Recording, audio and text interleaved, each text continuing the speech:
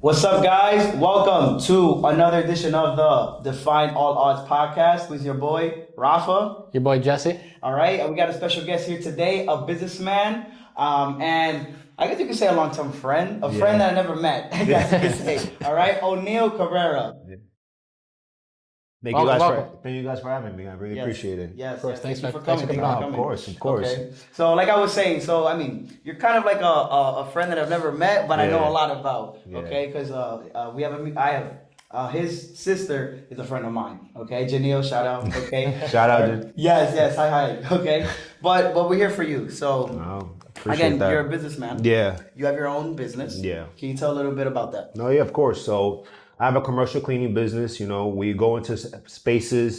You know, a lot of popular brands use us, like Tesla, Rivian. I have a few of those accounts. We go in, take care of their cleaning, services, mopping, brooming, taking out the trash, pressure washing, anything they might need in order to keep the customers happy and satisfied. And what's the name of it exactly? Onyx Janitorial. There it is. Now we're just starting, trying to, get the whole website going, the social media. I'm probably trying to hire somebody for that because I don't know how to do anything with social media. Listen, from doing this podcast, and even the work that I did before, it's a lot. It's a lot. It is time consuming. It's a lot. I can imagine, just trying to run everything from the business, how things are performing, to the back end, to social media. It's a lot. It is. Yes, it's a lot.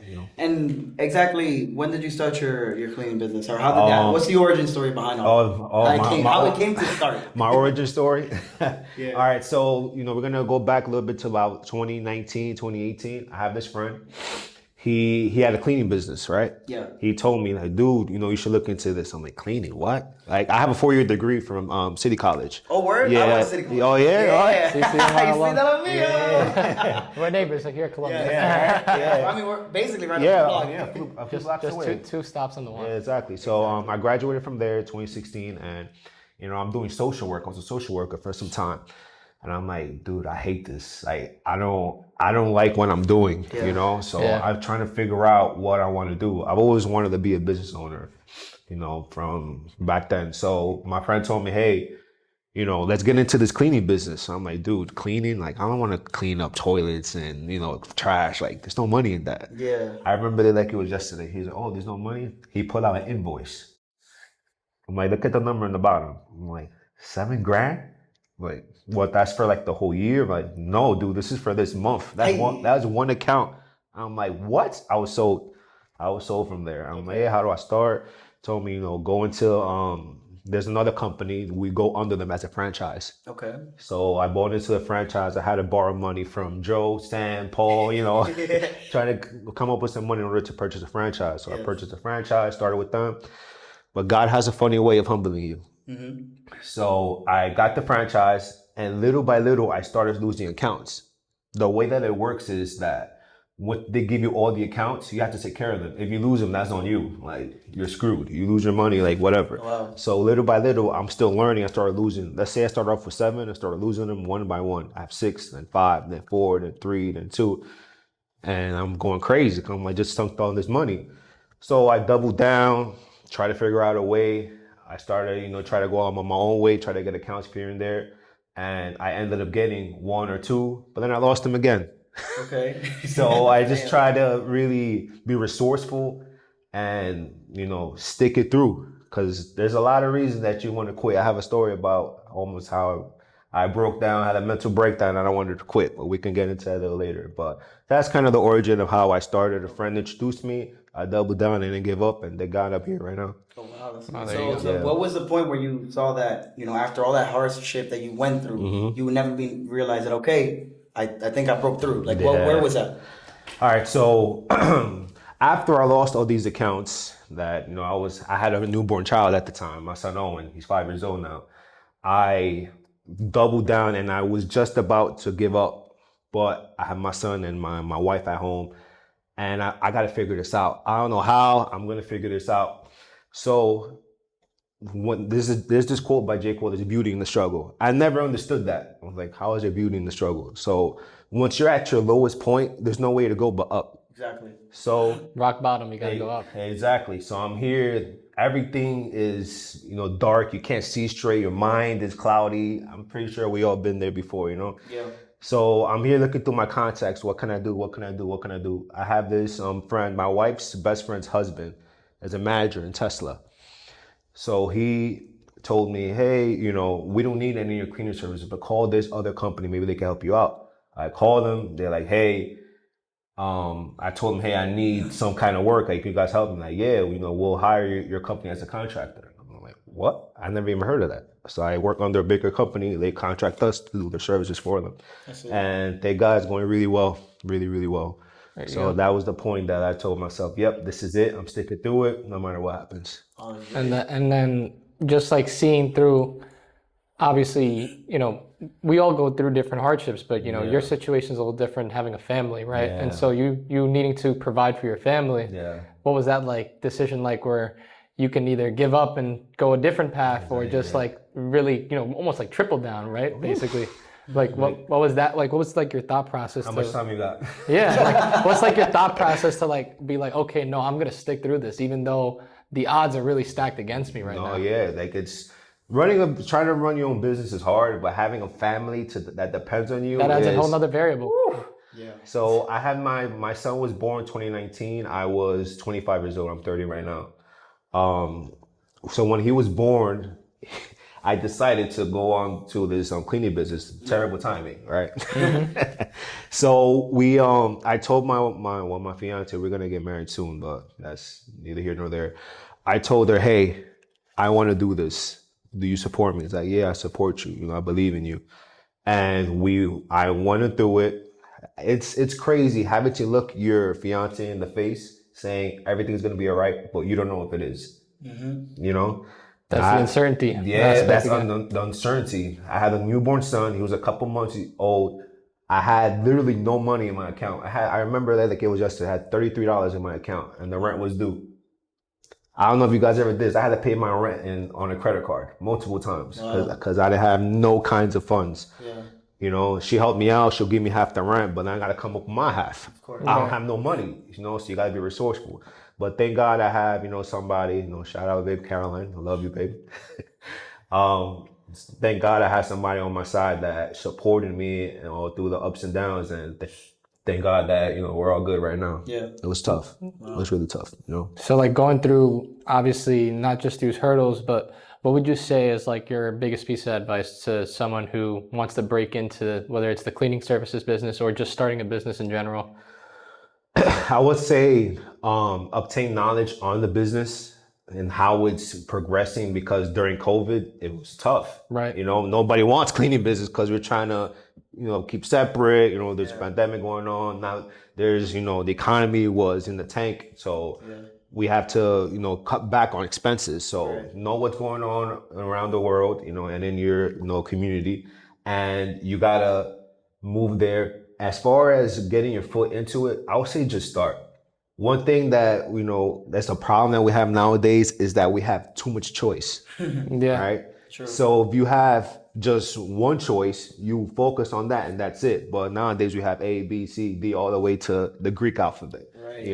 So that's also one of the big caveats of the idea of freedom of choice is like, it's too much. It's like, too much. Obviously it's fascinating. You have all of these ideas that you can obviously venture towards, but in a way, it also hinders you in the sense that like the fear aspect is what really hinders the ability of the mind to say, okay, I'm going to commit to something. Yeah, 100%. And that like with like Raph and I, we always go back to like how, what's the best way to start? And it's just as cliche as it sounds, it's just start. It's literally just to start. It's just put pen to paper. Pen to paper, press recording. You're gonna mess up. I'm pretty sure when you guys started, you guys messed up here. Like you'll record a whole episode, but forgot to put record. Thank God that's not happening. That's not happening.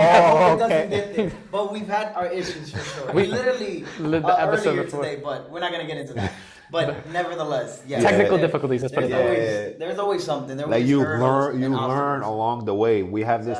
I'm pretty sure you guys have heard this little saying. There's paralysis by analysis. Yeah. You try to analyze every possible outcome before it actually gets there. So you just get paralyzed. It's too much. It's funny you bring that up. One thing that I kind of think back to is like the aspect of overthinking. Yeah. Because I remember there was a time when I was applying to college, and obviously like at the time, like this is like middle of the pandemic. Like imagine you're applying, you don't know where you're going. Yeah. Right. And like I just visited, I was up in Ithaca for midwinter break in February. I visited Cornell, and I'm like, okay, well, I don't really know where I'm going. Like what's going to happen with these next 4 years. Right. And so pandemic hits in March, and you're like, okay, what's going to happen?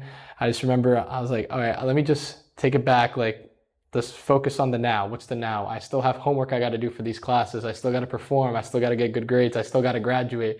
Let me just focus on this first. Yeah. Everything else is going to follow. And sure enough, that's exactly what happened. I mean, I ended up at this, great institution at Columbia, and then and the rest is history. And I graduated high school, and now I'm here. And then now, funny enough, it's like I'm in the same boat once again. I graduate now in May of 25. Congrats. Thank you. But right now, like obviously my dreams of like going to medical school, like I'm not applying right away. So that uncertainty of like what am I going to do between that time frame, that's always something that it's like you look back to like, well, I was just in this boat a few years ago. Like what's to say I can't do this again, right? Yeah. And it's the same thing it's the same thing like you say, where like you double down, triple down on like that's your business. That's your life right there. Like I have no other option. Like this is what's gonna do because when you have that mentality of like the only option is to win and succeed, you can't lose because even when you feel like you lose the battle or like you lost that one shot, tomorrow is the clock resets at 12 a.m. and it's a whole new day and a whole new ball game to like play again, right? Yeah. So it's fascinating to hear that you really went back even with your family, because you add another variable to the equation. Because I could have easily said, "Oh, I have a family. I can't do that right now." I gotta be safe. Or like change career paths, right? Yeah. And obviously, to those watching that, and if you've changed your career paths and you've obviously succeeded, more power to you, because that's sometimes like the first rejection is something where it leads to something better in the end. But to those that stick with their original game plan, it's just the same. It's the same mindset of like you still got to win somehow. Like you're not going to be jobless forever, or you're not going to be like just like down rock bottom until for the rest of eternity. It's up to you to really change that story, and it's like, what are you going to do to change it? So hearing like you're like, I'm going to take whatever last bit of sense I have in my bank account to like change. That's inspiring right there. I appreciate that, and I have so many stories on. Let me tell you guys a quick story about how I almost quit. So this was 2020. I was still working. I was working a 9 to 5 because you have to be smart when you have a family. You can't just quit. Yeah. I'm going to start this business, Exactly. No, I had a 9 to 5 and I had one account. I actually had 2 jobs because I needed to get myself a car. Having a child, you need, appointments, Exactly. Pick up wife from over here, take him to the appointment. So I need to get myself a vehicle. Yeah. So I'm working 2 jobs. I was working the stretch lab as I was stretching people and in the morning, and I was working my 9 to 5. And then, so I used to work from like 4:30 in the morning, there was in Scarsdale. So I'll go from Scarsdale to Brooklyn to work, and I'll work like one of my accounts at night. And I was mentally exhausted. I remember one night I finished working, and it was that night that the rent was due. The next morning, it was like 31st, the rent was due the 1st. And I'm looking at my account, $32. She sent me her half. I'm like, how am I going to do this? I just broke down. I couldn't take it. I broke down crying. I'm like, God, why are you putting me through this? Like, I'm working hard. I'm trying to provide for my family. What are you trying to show me? Help me. I kid you not. God has a funny way of showing you what's to come, but doesn't show you how you're going to get it. Yeah. Right? So I'm here crying. And I'm not a crier. I'm a very strong individual. Yeah. I just couldn't take it anymore. So also I'm sleep deprived, the baby, Yeah. So I remember this was in 47th Street, having an account in the hotel. I still have to this day, thank God. So I remember looking up and I looked to my side. And I saw, kid you not, my dream car has always been a Lamborghini Aventador. All I hear is, and I look, the same color. I wanted it in red. I saw it. I just cracked the biggest smile ever. And I'm like, this is God showing me to keep going, don't stop.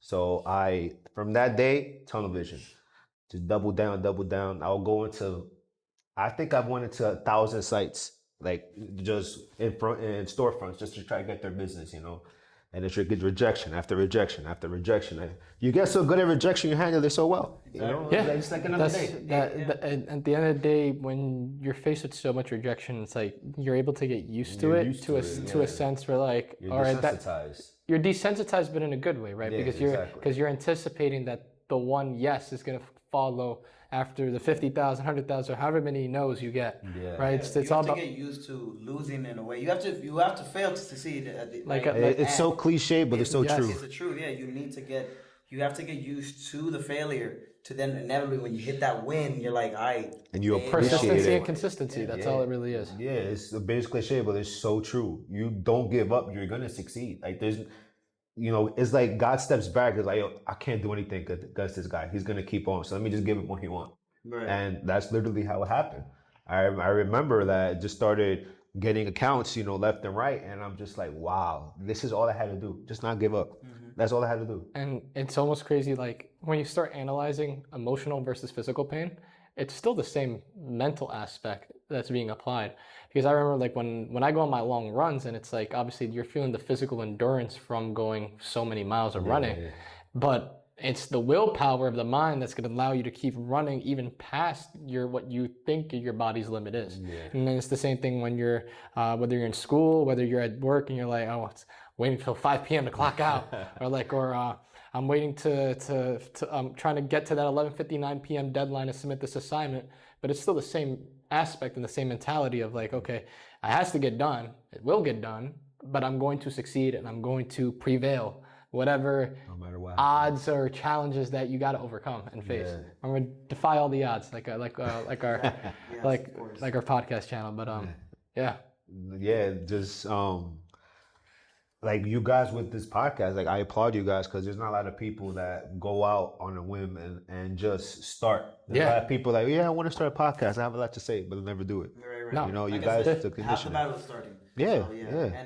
And like you said, I mean, apart from you created your own business, and like you said, you had a newborn, right? So we've never had any fathers on the pod, so you are the first. Right. Thank you. Happy early Father's Day. Thank you. Appreciate it. I want to ask you, just like, I mean, apart from what you already said, and just trying to manage creating your own business while having it, what is it like just in general being a dad?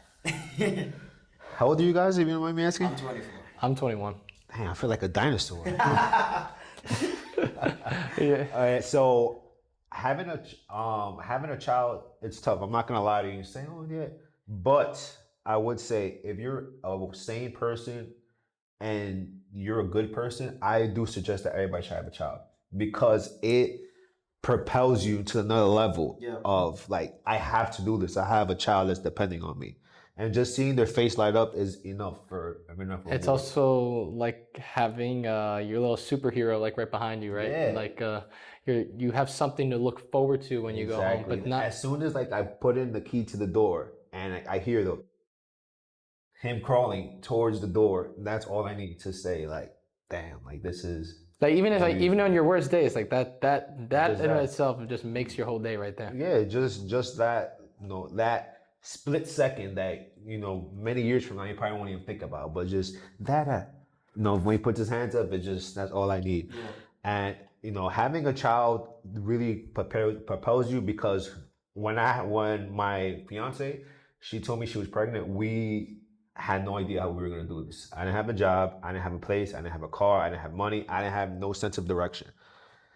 She gambled.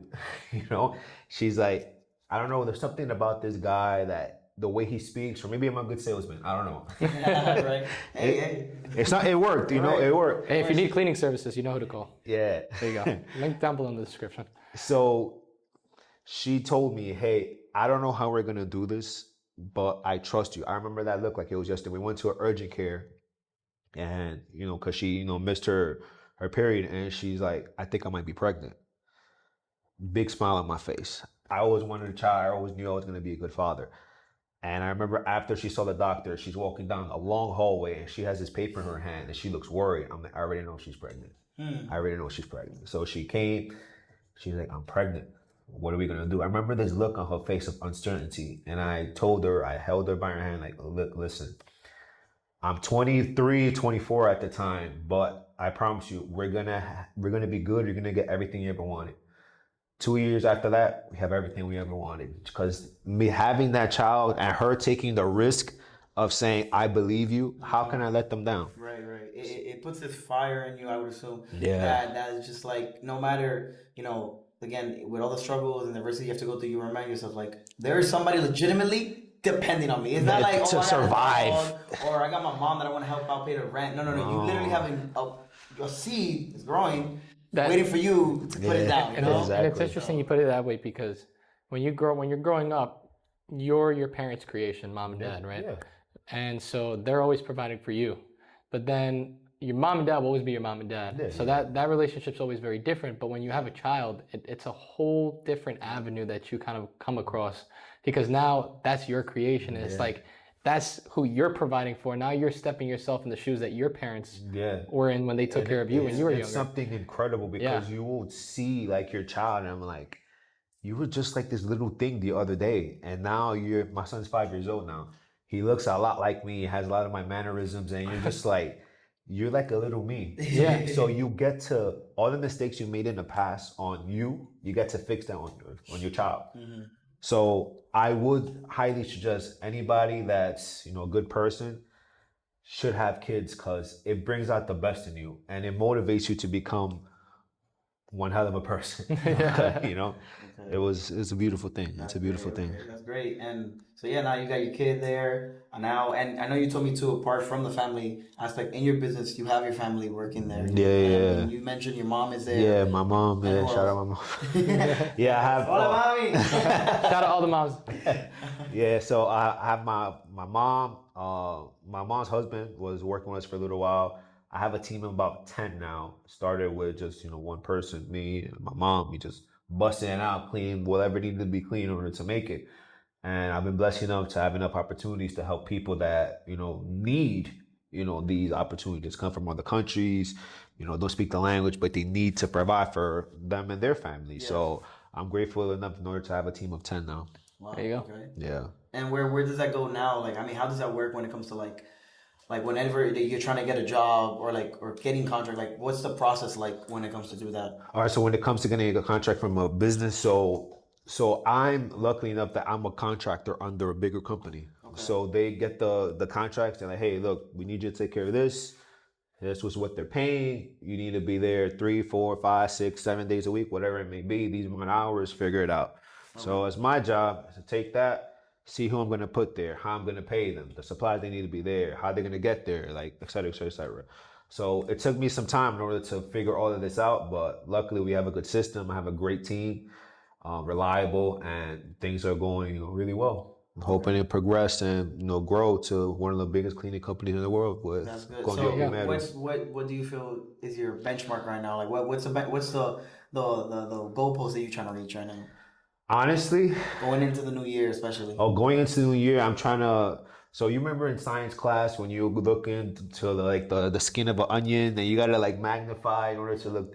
That's what I'm trying to do. Right now, I'm trying to magnify. I'm trying to focus in harder on my crafts. I'm trying to open up more services as pressure washing windows, floor work, carpet cleaning. Those are other avenues that we could open up to in order to gain more revenue. So I want to, learn more, get the proper people in place, train them in order to build on those aspects. But as far as a goalpost, like a number amount, I don't have that. I just want to be the best, leader. I don't want to say boss. I don't really like that word. I want to the best leader I can for my team and show them there's opportunities for you. A lot of the people that started with me, they're making $200-$300 a month. That's nothing, right? Now, thank God we got them more opportunities. Now they're making full time, making great money, and everybody's happy. Thank God, That's great. Okay, that's cool. Okay, so trying to branch out into other different types of things to clean. Yeah, different trades. Right. Yeah. Now, in regards to, since obviously New Year's coming up, so Happy New Year's if you guys are watching. What is your New Year's resolution for yourself as a business owner, but also for your business as a whole?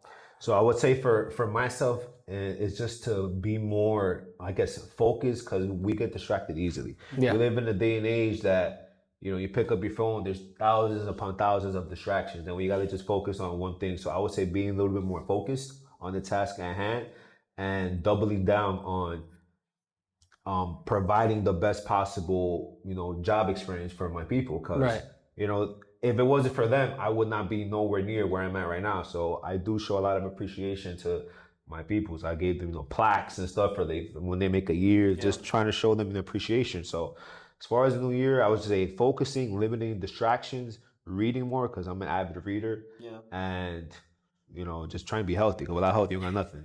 Health is wealth. Yes. Of course, exactly. Yes.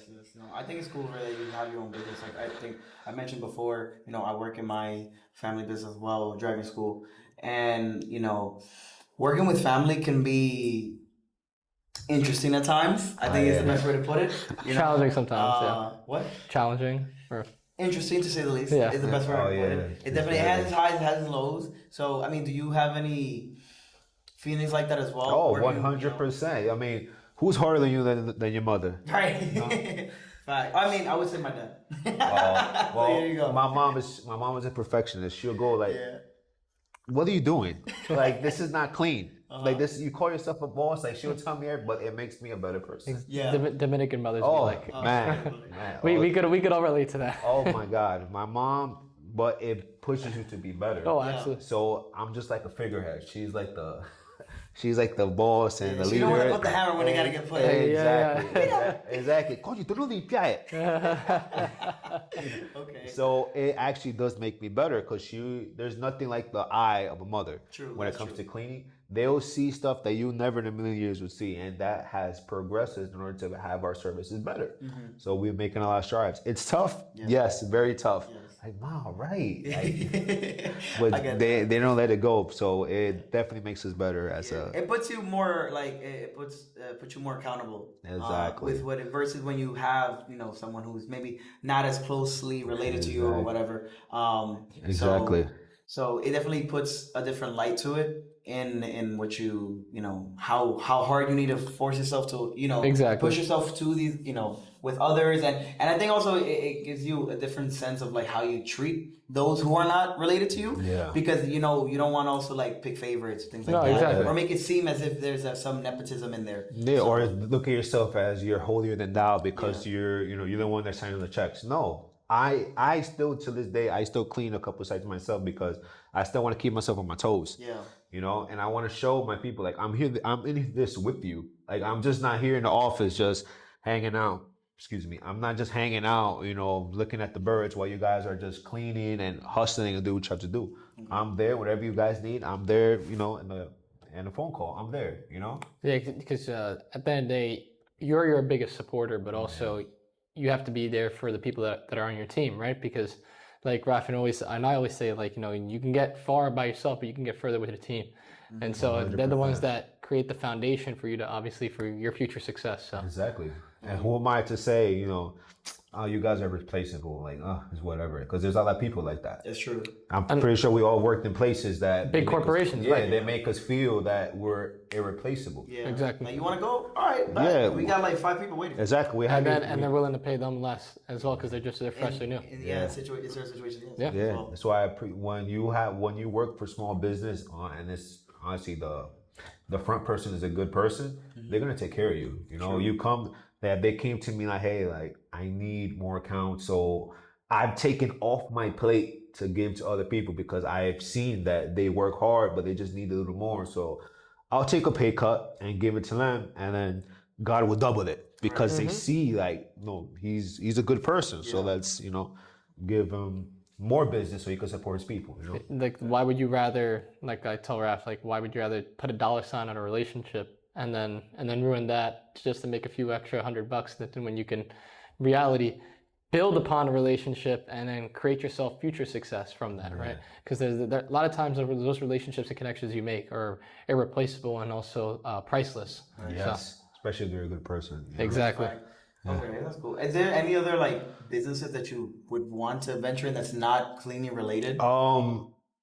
Honestly, as of right now, I would say no. Just because there's so many different facets when it comes to cleaning. There's, car detailing like we spoke about before. Hey, you can do some of our cars. Facts. It did snow recently. We can help you get into that venture. Yeah. It did snow recently, so there are not a lot of dirty cars outside. I have a pressure washer too, so maybe we could talk. Hey, we can talk. We got buses and trucks. We want to too. Yeah. We can get something going. There you go. So we'll definitely speak about that afterwards. Yeah. So there's many different avenues when it comes to cleaning. So there's so much things to, capitalize on when it's, carpet cleaning, floor cleaning, post-construction cleaning, COVID cleaning, deep cleaning. Like there's a lot. Yeah. There's a lot. So I want to master all of that. And then probably after that, the next step will be coming up with my own, cleaning supplies line. I see. Cool. And then you can sell off exactly. that. And I'm already in the accounts. Yes. So all I have to do is just pitch them like, hey, we have our own stuff. Instead of going to 5 different places to get your floor cleaner, to get your glass cleaner, you come to us, we provide it, and we use it at the sites. Exactly. There you go. Just double whammy. Basically. Yeah, exactly. So that's something that's back in my mind, and I'm trying to work on that in order to progress on that. So as far to other businesses, right now. Got you. Okay. Yeah. No worries. I mean, you're focused. You're like you're you have your path, and that's where you want to go. And like you said, there's different little mini detours you can take, but it's always gonna come back to that center goal. There's this quote I always love: "Jack of all trades is the master of none." Right. So when you go and you do cleaning, you have a gym. You're a barber. You're a plumber. How are you gonna get any good at one if you're focusing on a whole bunch of different tasks at once? You're never gonna get good. You can never be super exponential in one. Exactly. But rather just very average. Now, if you're a barber, you master the hair cutting technique, and then you come up with your own barbershop, then your own tools for barbering, things like that. Things that are it's called vertical integration. Yes. You can progress in that one business. That's what I'm trying to do. Okay, that's great. And finally, is there any Instagram? I mean, what's your Instagram? Where they can find you? Or you guys can follow us. Onyx Janitorial NYC, onyxjanitorialnyc.com. Working a few kinks out, but we should be up within the next few days. If you guys are looking for anything cleaning related, shoot me a call. We'll see if we can work something out. And I could even give you a free service, depending if you're a legit customer. We definitely are willing and able to help you guys out. Just for you guys. So appreciate it. Yeah. And then as far as where you can find them, links will be down below in the description. Always remember to like, share, and subscribe. But Raph, as always, it's your boy Rafa here. Your boy Jesse. And again, Otneil, your man. All right. And as always, again, defy all the odds. And until next time. Deuces! Seamless. We did it!